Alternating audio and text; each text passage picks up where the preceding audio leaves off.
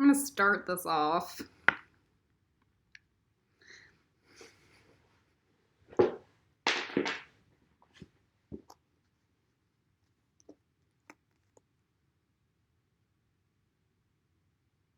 Okay. We're through chapter 1 right now.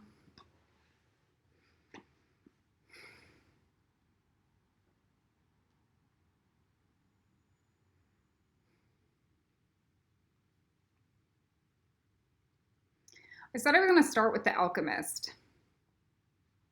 All right. But I live with my millionaire cheapskate boyfriend. I'm working 14-hour days. And I'm about to move in with Kellyanne to build Ravenclaw. Or the Hashmalim, the Hesed program. It's not Ravenclaw, it's like the foundational necessities to move forward in life in the sphere of Hesed.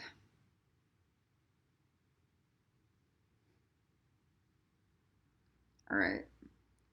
So I am not going to pay money to buy a bunch of books right now until I get to Kelly and on the shelf of our move-in apartment that I'm currently residing in Hackney Downs, or Hackney, is this book. So I decided we're going to start with this one.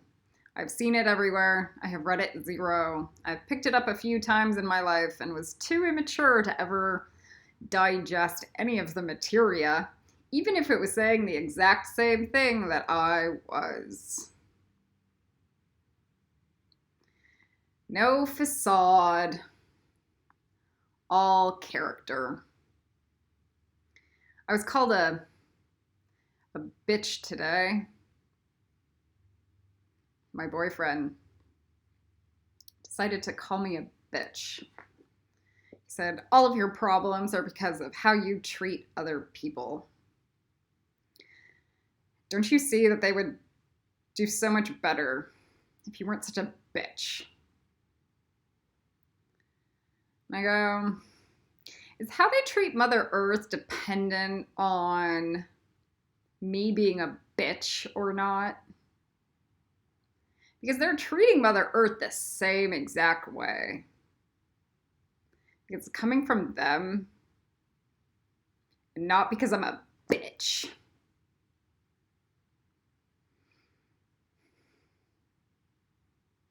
He's too insecure in his own actual character development that when I go to get my water, he calls me Shadow.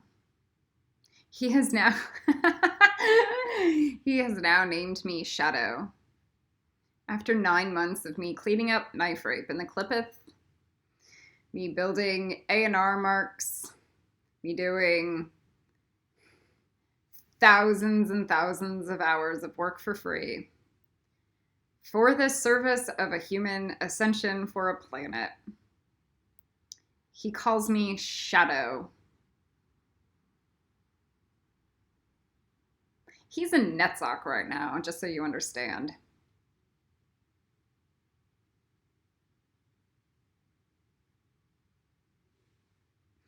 This is very relevant.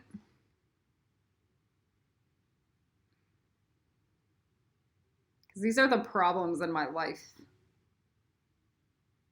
The problems in your life.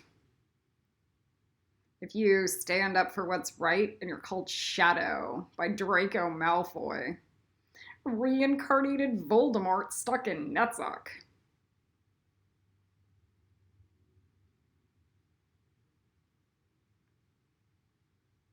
Doesn't matter that I cooked out my snake brain. Doesn't matter that I just battled 8 billion Slytherin demonic entities. I am Shadow. And I have Asperger's. Because I refuse to let him in on his level.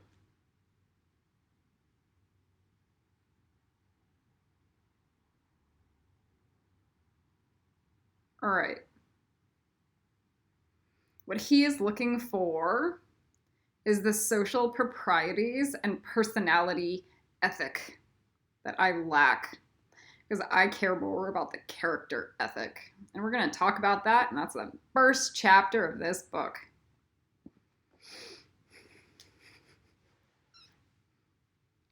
He's looking for false positivities,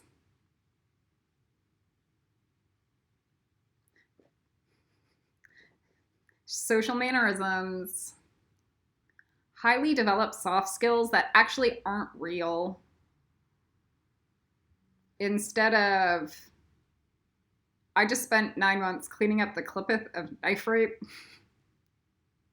I'm putting a Kabbalah class online for the last 2.5 years for free. I just starved to death on a beach for whales. So, like, my high character that has been there for the last 20 years means zero. And I am a troll and shadow because I'm a bitch. He also threatened to call the cops on me tonight because I spat in his face because he did it.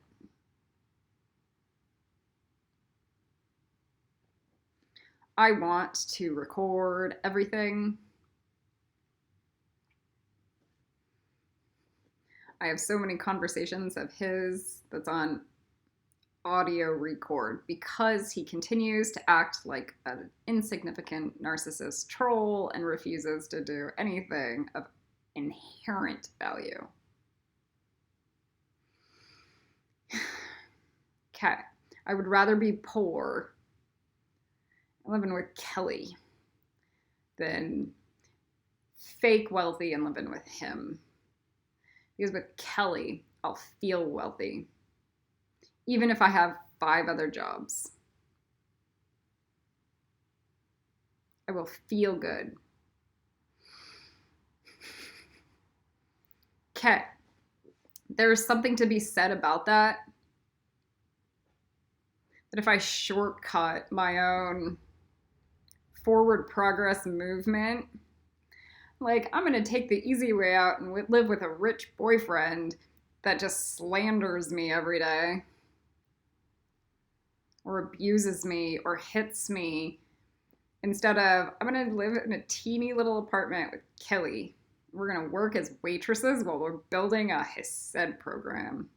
And that actually sounds a lot more fun and kind of like college, like a real sisterhood. Okay, so that's not the cheap way. That's the 7 Habits of Highly Effective People way, the character ethic way. And me hanging out with that guy, that's the personality ethic way.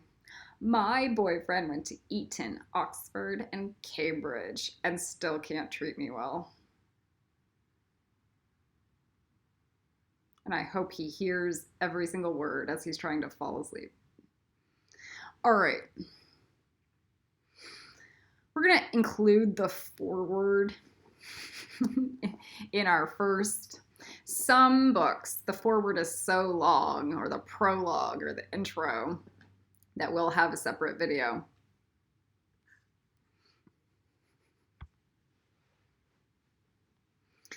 I'm going to just read out my notes. Theory. The more difficult life becomes, the more challenges, the more relevant the 7 habits will become. So that's his statement, his hypothesis. That's what he's selling. The more hard life gets, the more relevant this becomes. We're going to talk about the problems he highlights. These are base level problems. They are inherent in every single generation, historically, throughout time in the universe. First one, I want it now.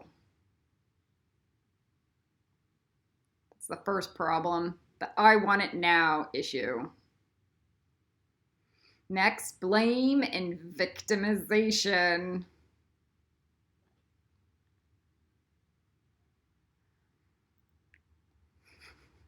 I love being Lucifer's bestie because there's nobody who gets blamed more for every single issue in life than Lucifer. Like, so if you're blaming Lucifer for your issues or God for your issues, then yes, you have like nothing. You have nothing in life, and you'll never hit Gryffindor or above the wheel because you won't have passed Tiferet. Tiferet, you rise above the blame. Blame is just, that's the vice of Tiferet. I'm over blame. Okay. Hopelessness. That's an issue. There's no hope. So because there's no hope, I'm not going to take any responsibility or action to move forward in life.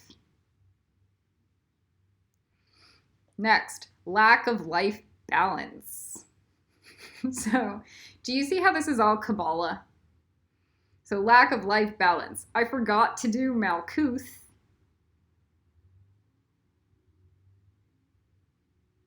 I forgot to learn what a good schedule is, where I don't burn out. And I forgot what health looks like and eating well. Oh, and exercising. I forgot. And so then it creates 500 million problems. All right, so all the knife rapists in reality, they all lack a good Malkuth. Okay? Like every single one of them has like bad. So they, you know what they did? They went psycho and then went crazy going, I'm going to be a magician without having a good Malkuth. Keep you solid, stable, and moving forward. Okay. What is in it for me? So selfishness. So instead of being it like, oh, I understand that service provides service through the whole entirety of existence. So the what's in it for me issue, like for me it was like when I was starving on a beach. I'm like, what's in this for me? So even in the moment, I know I'm doing something for a service or a value, but that's still a concern. It's very hard. Those are moments you're being tested in life. What's in this for me? Okay. And then the last problem he highlights is the hunger to be understood.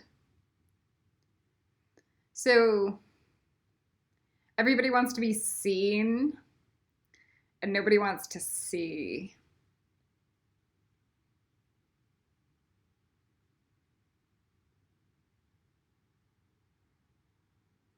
Let me say that again.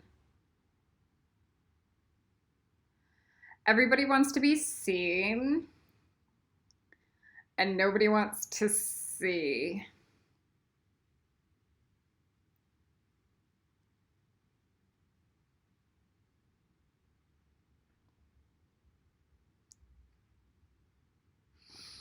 All right. Most people are too vulnerable emotionally to listen deeply. Let me say this again.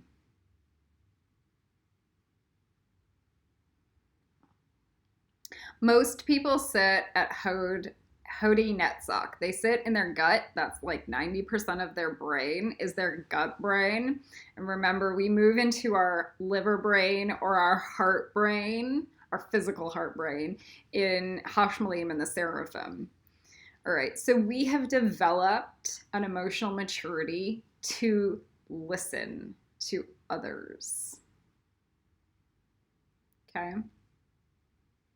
Most people are so undeveloped, they do not have the capacity to listen.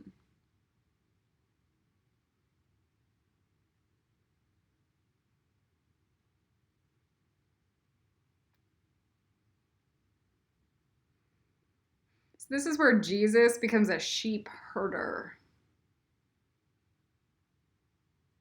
He knows he has to herd sheep because nobody will even listen to him. So he has to find a way to gently move the hordes.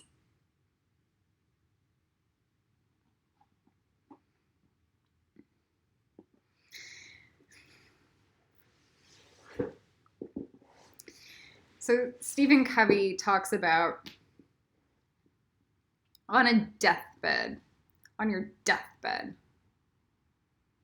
people do not reflect as they are dying that they didn't watch enough TV or spend more time at the office.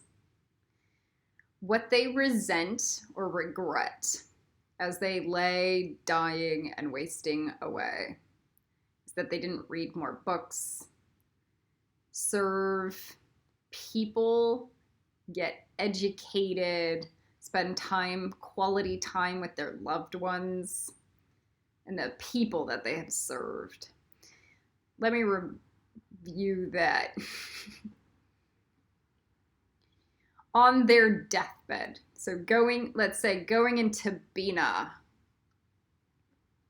the things that they resent, that they didn't hit this level right before the abyss. They spent watching TV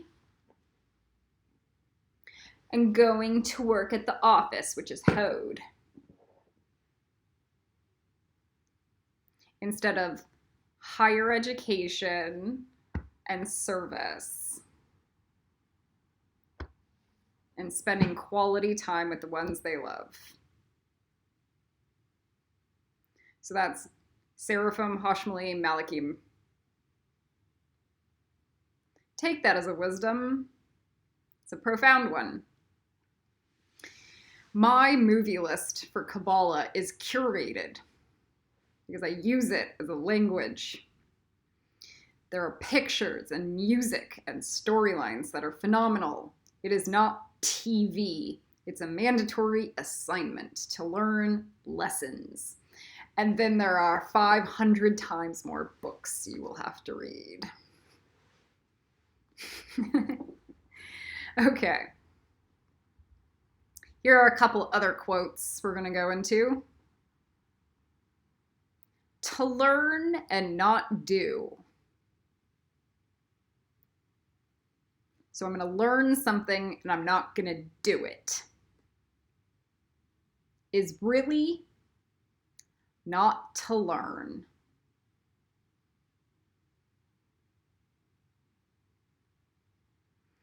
So if you learn a lesson and you do not put it into your daily practice, then you did not learn it.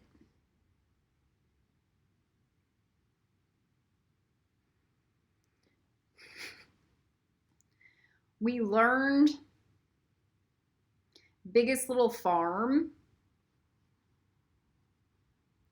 is probably the highest value return karmically you can produce. And yet we're not doing it, so we haven't learned that lesson yet. We just look at somebody else, and it's a romanticized version of reality somewhere off in the ethers. And maybe some of us are churning and burning with the wheels spinning in our head going, we're making plans. To learn and not do is really not to learn.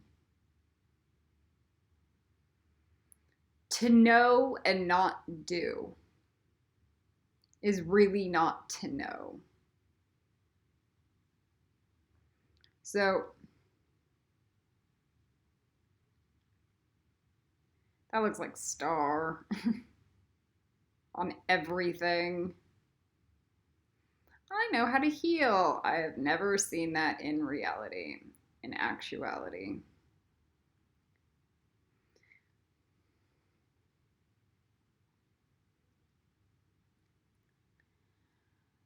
You gain no knowledge, and you gain no understanding. To learn and not do is really not to learn. To know and not do is really not to know. Okay, we're going to start our entire Hermione's book review series on that note. Chapter 1, Inside Out.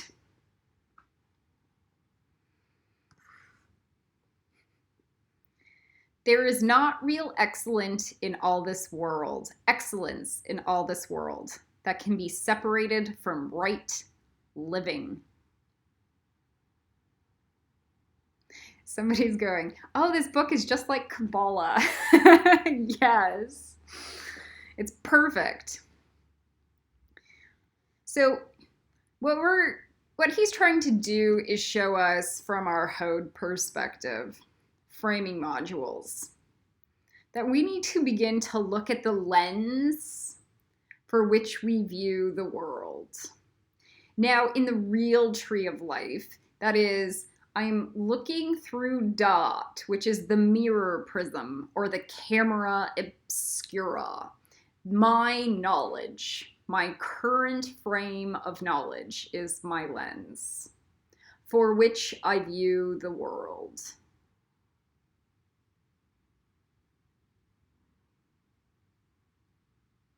The more knowledge I have in dot, the better my supernal realms can be.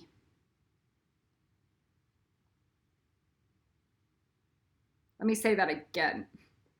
The more knowledge, the better my supernal realm. The more knowledge, the more God.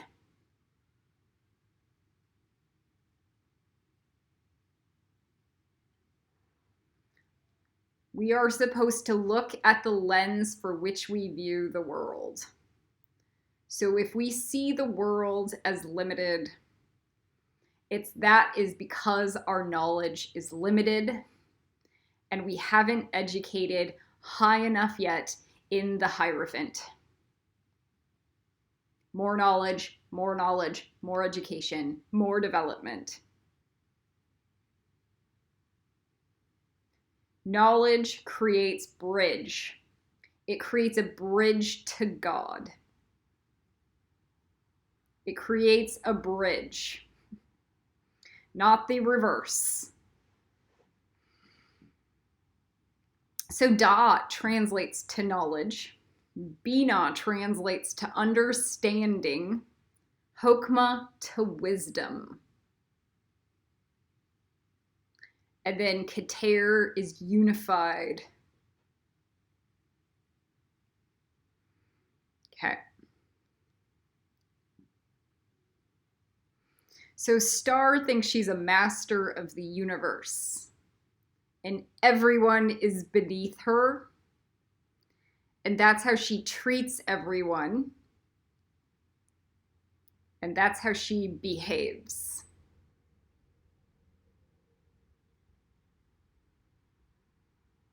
Because she has this much knowledge.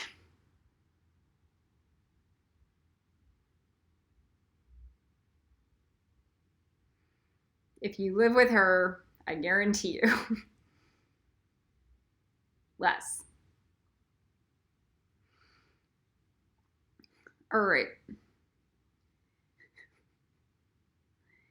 Character ethic versus the personality ethic.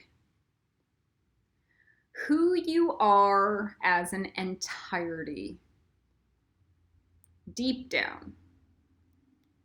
Through the bottom of the clippeth, deep down. through the bottom, the essence of your soul is more important than the facade or self-help techniques or the secret. So who you are in reality. I may not be psycho advanced spiritualist. Let me tell you this. But my goodness, my actual legitimate self is what attracts Babaji.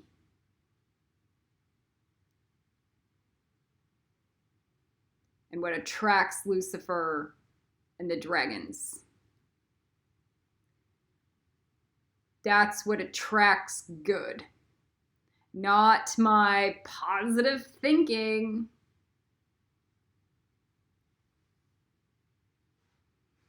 So character ethic is the I am authentically good.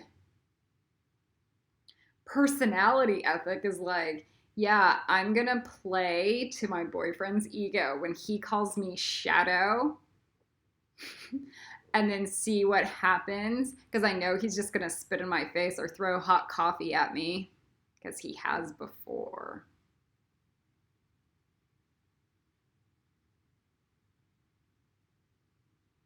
Even if I'm like, yeah, I'm gonna figure out how to connect with that, because that will make me look like a good personality ethic.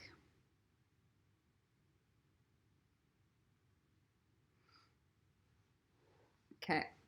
How he handled his son with his wife. So I'm going to read over my review a couple scenarios and quotes. In chapter 1, Stephen Covey refers to a couple stories with his children. One is with his son, another is with his daughter. He also talks about get-rich-quick schemes versus long, enduring, humble work and hard work ethic. And then there is the context conditioning experiment. We're going to go over these few different things with a couple quotes.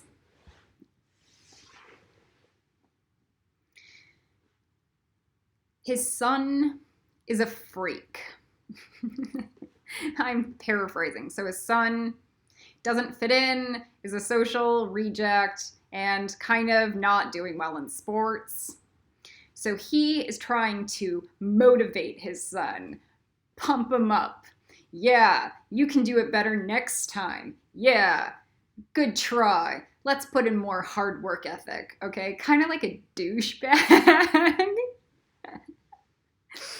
So he figures out with his wife that what they were doing was like creating a mold around his son, that his son was inherently flawed.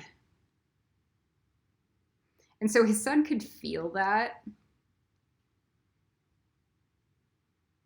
and go, I know there's something wrong with me, or I feel like my parents think there's something wrong with me. So his son continued to fail.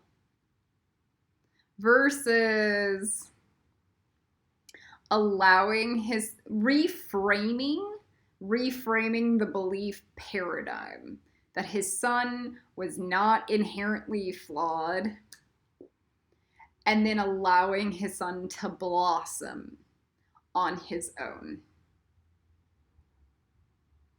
The need to control and condemn shut his son down, and it was a form of attack versus going, you're fine. You're a good human.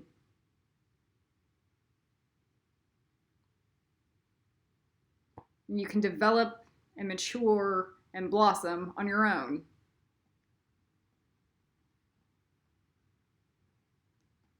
So my issue This is how spiritual gurus have treated me so bad. I'd prefer to set laws and standards. Here is a good logic. You need to follow this. You need to do this. Then condemn. Okay? But inherently, I would go to classes and it was always like I was on trial just for existing. Even if I was 100% good.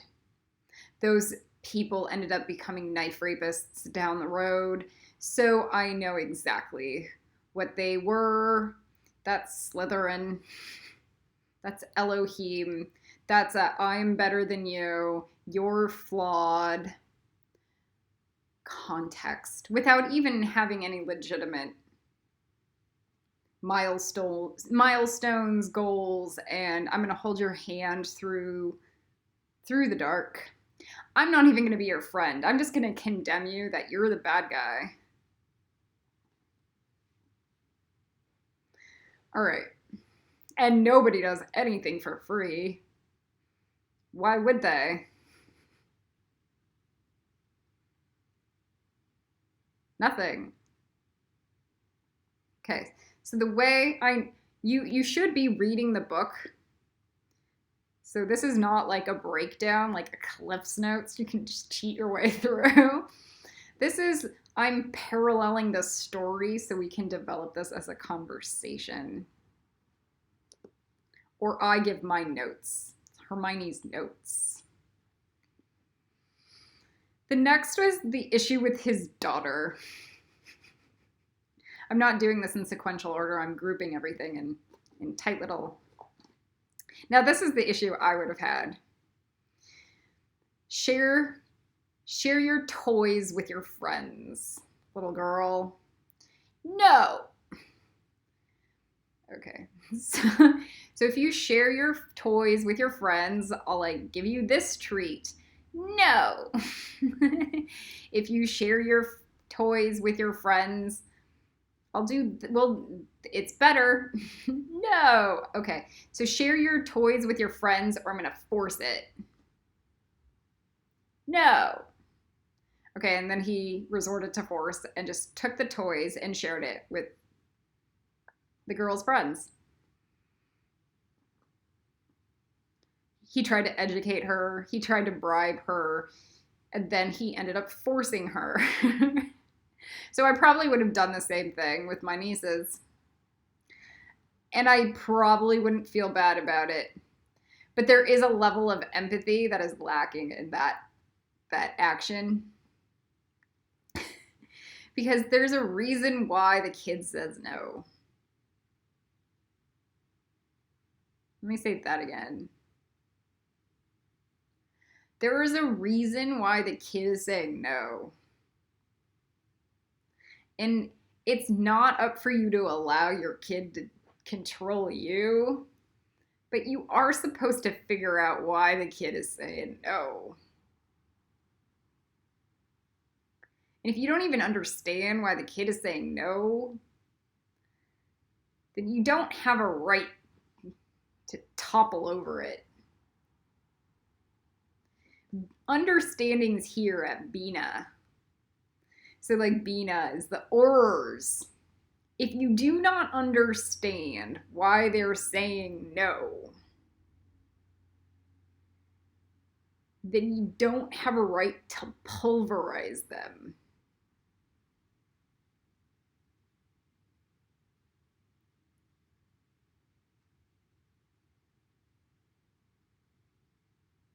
Because that creates violence and abuse. One of the best stories I have was dealing with my crying niece. Instead of shutting her up or shunning her, because she wouldn't just shut up, and my mother would just get furious. What I did, I go, why are you crying?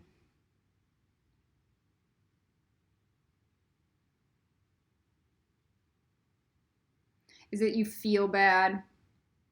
Are you feeling scared? And then I build a bridge.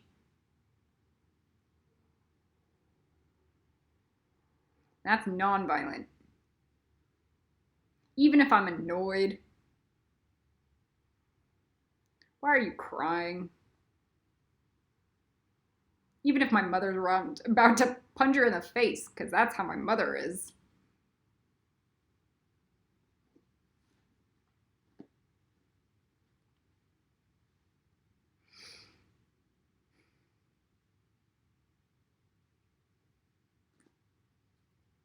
All right. Character ethic versus personality ethic. But personality ethic is like, I need to control this child so it looks good. Because the way I am appearing as a parent, instead of developing an inner character of, I'm going to build a bridge of understanding with this kid and actually create a real relationship that develops down the road for the long haul.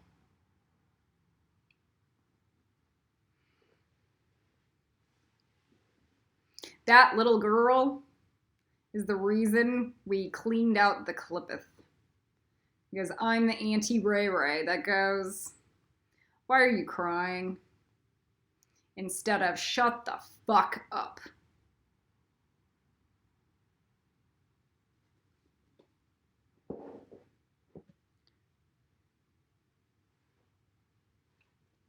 And I'm like that on the inside.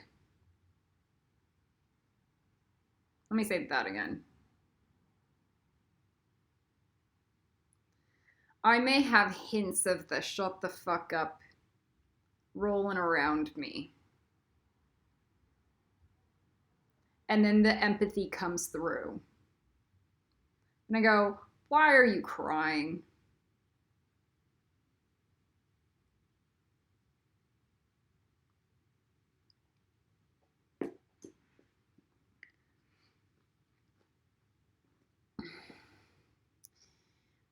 He talks about inside out versus outside in.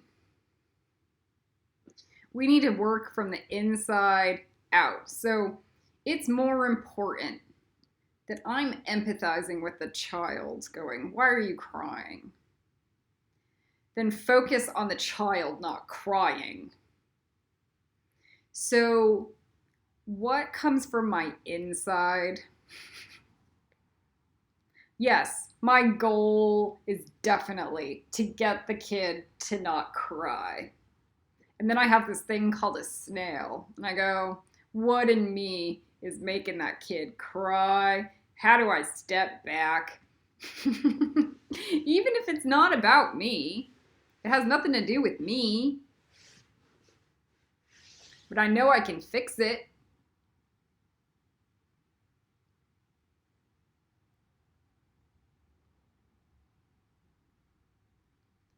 What inside do I need to develop to deal with that kid? Oh, I don't even care that it's crying. But that's a red flag. Okay. I just want it to shut up. That's a red flag. So then I go, oh, I need to empathize with that kid. Oh, that kid really wants to be heard and noticed and paid attention to. That's the issue. Okay. Inside out versus outside in. I need to work on my inner character than have a pretty exterior. Let me repeat that. I do not need to look like a rich, fancy spiritual teacher. I need to be a good spiritual teacher.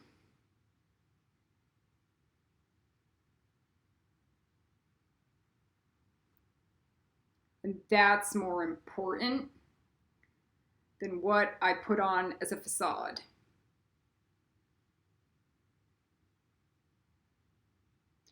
Saima has some of it. That's actually authentic. Fiona Lee has some of it. That's actually authentic. There are very, very few spiritual teachers on this planet that actually have it. The Dalai Lama does not actually have it. He's actually a pedophile, just like Star Fuentes is a rapist. There are people who deeply have it on the inside. Babaji would be hanging out with the Dalai Lama right now if Babaji wanted to hang out with the Dalai Lama right now. Let me say that again.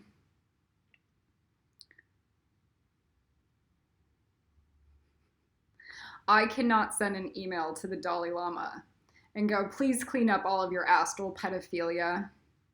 And for the Dalai Lama to respond going, yeah, I know I need to.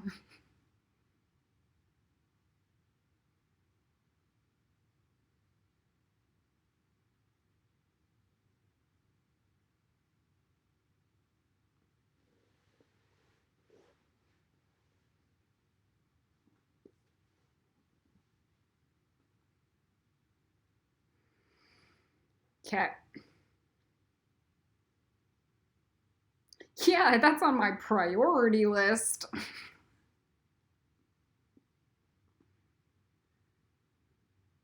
All right, get rich quick versus grounded, humble work.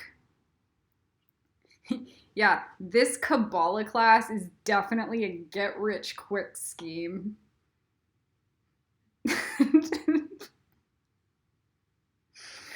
5-year Kabbalah program just for us to build up the draft to maybe have something elegant to build up Kabbalah 99 3/4, another 15 years. Oh, wait, maybe we'll have real magic then. Then there's Dragon Kabbalah, and that's where like the 400-year Kabbalah, 40 or 400, we don't know. So, okay. So grounded, humble work. There, you cannot take away the fact that I have spent 5 million hours developing a Kabbalah program and getting better and more refined. You cannot. There is nothing that is going to suffice for the deep levels of calculations, mental understandings, meditations, continuous ritual practice, listening to the dragons, digesting what the dragons even do or mean. Like, there is nothing that takes away from the real work. It's the same thing as building a farm or a school. So if I don't have a physical school, I'm going to put an online school, and we're going to begin to build something.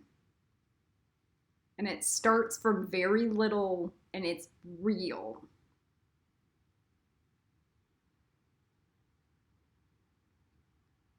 I have an issue.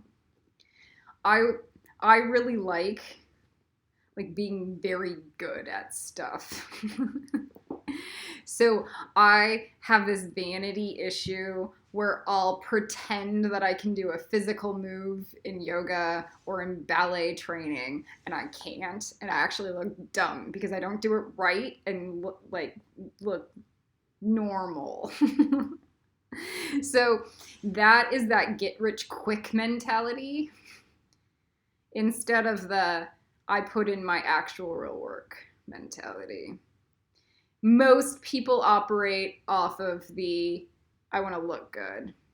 And I found that when I went to cardio bar, because I would have spent a number of hours and time developing my own practice, and I began to look and feel elegant. And next to me would be some bimbo psycho trying to pretend that she's better than me. and doing everything wrong. And she was so needing to be right that she was like doing everything wrong.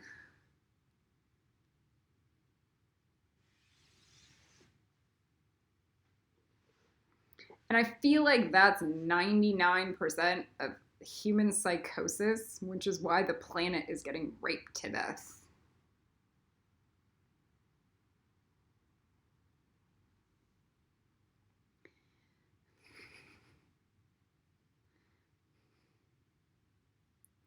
All right.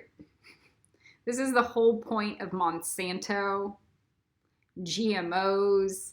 I need to get rich quick instead of long-term planning for infinity and health.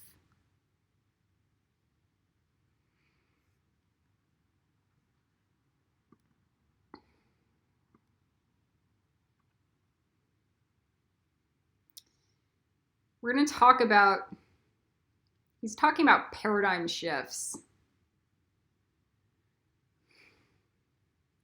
Paradigm shifts happen when there are total breaks of the ways of thinking from models of behavior.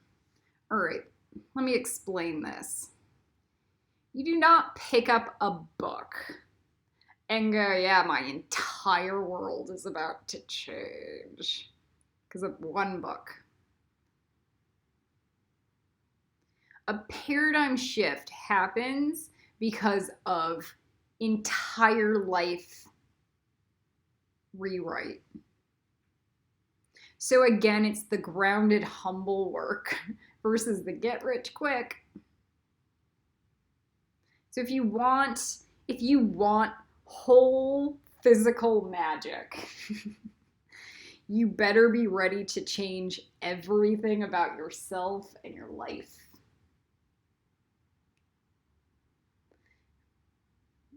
Everything. A paradigm shift happens from within. So it's a rewrite of your entire reality. It's not writing one grid. Let me say that. You do not write a grid and go, yeah, paradigm shift. You write 5 million and then you realize your entire new paradigm is writing grids. And you look up at the walls and you can see them glow.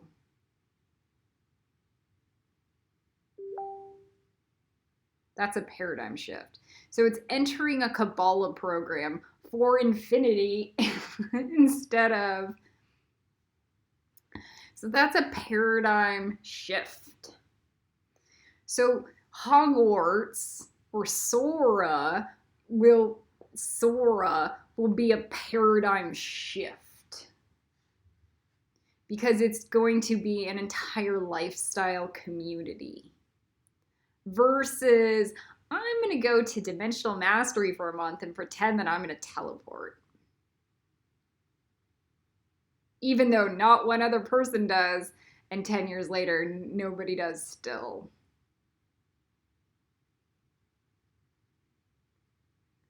No, I'm going to work on a farm, write grids all day, read, clean up horse shit, and figure out maybe we're going to learn how to teleport someday. Hey, look, there's some actual positivity there instead of fake. From the bottom of the clipeth. Paradigm shift. All right. We're going to do this quote because it's so perfect. By T.S. Eliot. We must not cease from exploration. Okay? We must not cease from exploration. And then end all of our exploring will be, at the end of all of our exploring, will be to arrive at the beginning where we begin. I just botched that entire statement. Let's do it again. We must not cease from exploring. Exploration. And then at the end of our exploring will be to arrive where we began and to know the place for the very first time.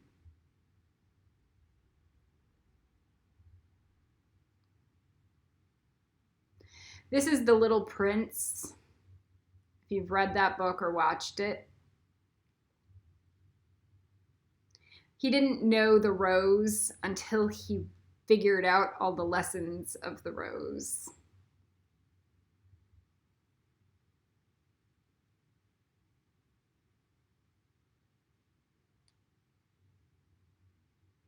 I didn't know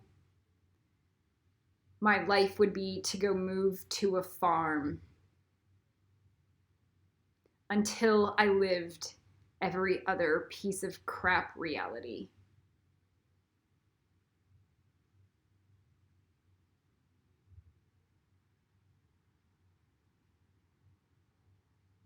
And that would be the answer.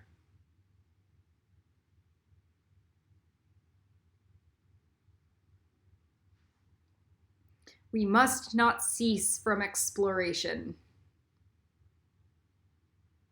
And then at the end of our exploring will be to arrive where we began and to know the place for the very first time.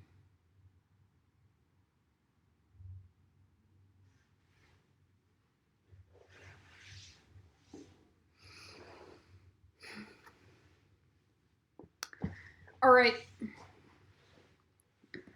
Context conditioning experiment. This may seem dumb or redundant, but there's this picture of a woman. You're supposed to see the woman. What does she look like? Oh, wait. There's this woman.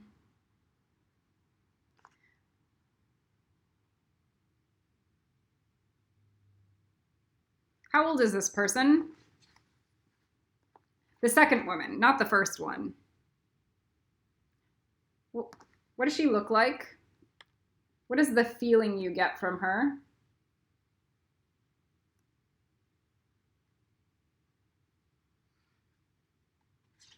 Somebody's saying same but shorter hair. Okay. So there's this conditioning experiment, and it relates everything to Lucifer and what I had to battle through to get through to Lucifer. So there's a study at Harvard, I think it was Harvard, where they had two different pictures. One was here, and one was here. And then they flashed this one.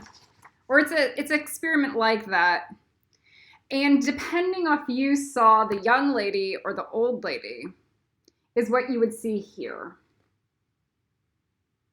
And it was based off of 10 seconds of conditioning. 10 seconds. And people, it's almost like the BuzzFeed dress issue. Oh, it's blue. Oh, it's white and gold, blue and black, white and gold, blue and black, okay? People would fight over this for hours based off of what they were conditioned to seeing the first time.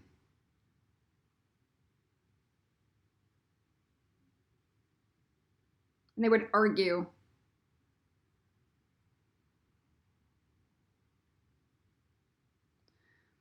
And all I can remember is all the conditioning about Lucifer that I went through.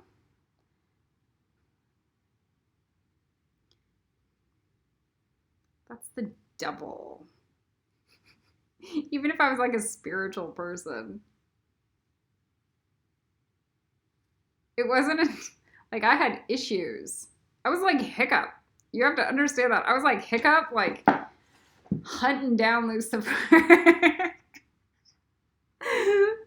I was fine with Charlie. Lucifer terrified me though.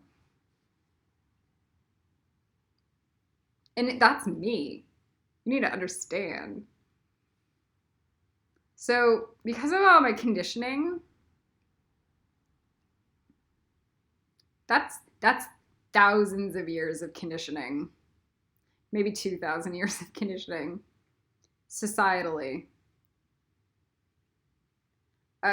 My brain goes, Nemesis, or be afraid. Not become his best friend, and he's the funniest thing on earth. And loves. And he's actually just toothless. He's Yoda.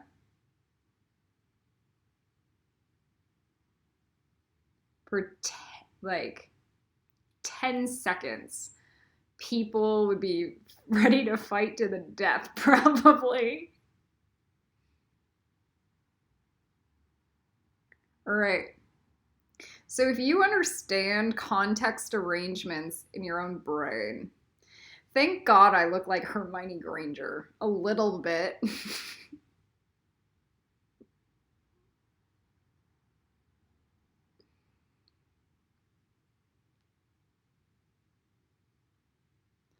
I spent a lot of my life looking for what was deep within. I even was bypassing all the crazy psychodrama Star would send me every day, just being like, she's fine. She's just like a cute little old lady. I didn't understand the actual demons within. And I didn't know like Lucifer would be the big bad wolf that became my best friend, and Star was the enemy.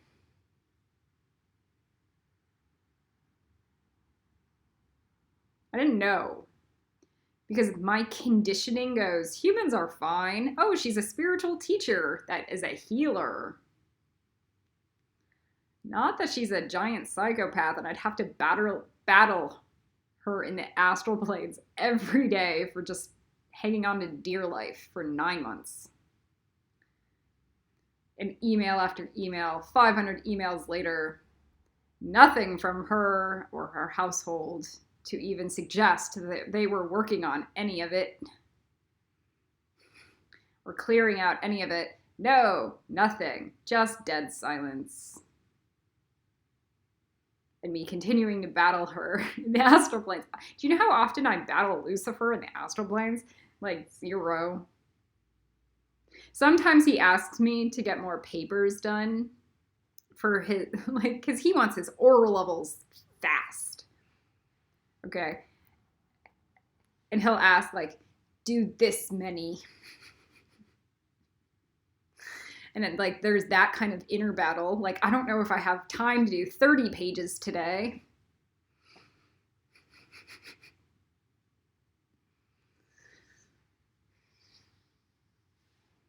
Okay. So the biggest thing about the A&R marks is that you can deeply understand that the A&R people are character ethic people. They knew inherently they're going to spend 500 hours writing out Yoda Ball's books, going, all of my demon in hell goes into the lava. All of my dragon's demon in hell goes into the lava. All my knife rape goes into the... Okay, so character ethic. And it's unchangeable. There is nothing that... You can't cheat those books. It's like trying to fake your way through law school and then going and taking a bar exam, or even just going into court and pretending you're a litigator. Like, you're not going to cheat your way through.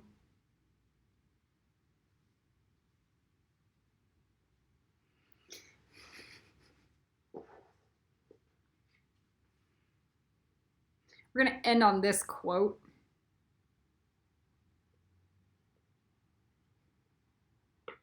Context, conditioning experiments.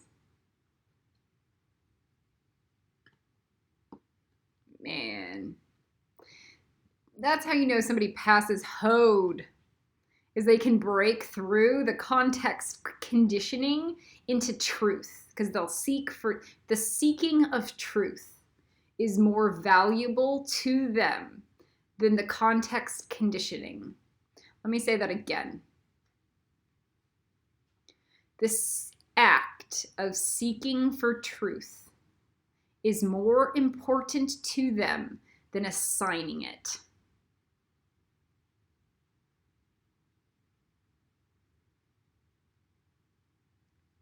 The act of seeking for truth is more important as the inside character development than assigning it.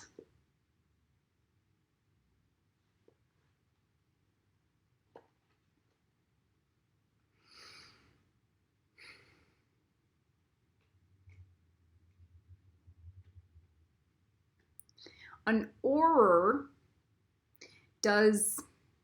they do setup arrangements, traps, lots of different experiments to seek for truth.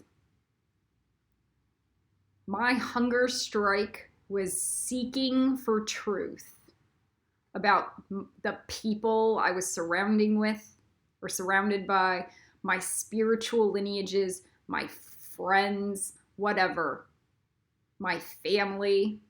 I found out more about the character of everyone by that than I would have been able to do without that platform. Aurors behave like that. I will create a trap, and then how people respond is reflective of the true character.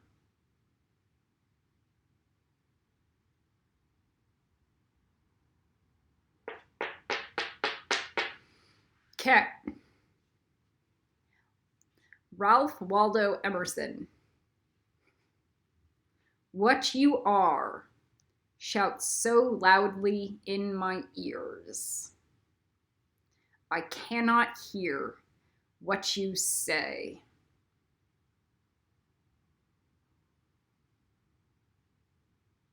Collieren out.